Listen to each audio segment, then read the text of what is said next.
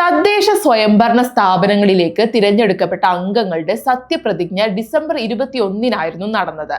പ്രതിനിധികളുടെ സത്യപ്രതിജ്ഞാ ചടങ്ങിൽ വിവിധയിടങ്ങളിൽ നാടകീയമായ സംഭവങ്ങളായിരുന്നു അരങ്ങേറിയത്. ഔദ്യോഗിക ചട്ടങ്ങൾക്കപ്പുറം വൈകാരികവും രാഷ്ട്രീയവുമായ വ്യത്യസ്ത രീതികളാണ് പല അംഗങ്ങളും സ്വീകരിച്ചത്.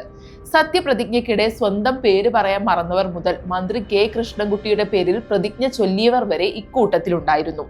അയ്യപ്പൻ, ശാസ്താവ്, ശ്രീരാമൻ തുടങ്ങിയ ദൈവനാമങ്ങളിലും ശ്രീനാരായണ ഗുരു, പൊയ്കയിൽ കുമാരഗുരു തുടങ്ങിയ നവോത്ഥാന നായകരുടെ പേരിലും ചിലർ സത്യപ്രതിജ്ഞ ചെയ്തു.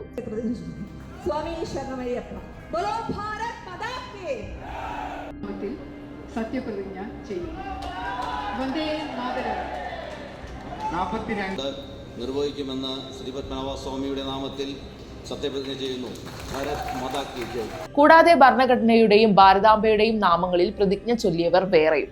ഇപ്പോൾ ഇതാ തദ്ദേശ സ്വയംഭരണ സ്ഥാപനങ്ങളിലെ പുതിയ അംഗങ്ങളുടെ സത്യപ്രതിജ്ഞയിൽ ചട്ടലംഘനം നടന്നതായി കാണിച്ച് തദ്ദേശ സ്വയംഭരണ വകുപ്പ് സെക്രട്ടറിക്ക് പരാതി നൽകിയിരിക്കുകയാണ്. അയ്യപ്പൻ, ഭാരതാംബ, ശ്രീരാമൻ തുടങ്ങിയ നാമങ്ങളിൽ നടത്തിയ സത്യപ്രതിജ്ഞകൾ നിയമവിരുദ്ധമാണെന്ന് ചൂണ്ടിക്കാട്ടി സുപ്രീം കോടതി അഭിഭാഷകൻ സുഭാഷ് തീക്കാരനാണ് പരാതി നൽകിയിരിക്കുന്നത്. നിലവിലുള്ള നിയമപ്രകാരം ദൈവനാമത്തിൽ അല്ലെങ്കിൽ ദൃഢപ്രതിജ്ഞ എന്നീ രണ്ട് രീതികളിൽ മാത്രമേ സത്യപ്രതിജ്ഞ ചെയ്യാൻ അനുവാദമുള്ളൂ.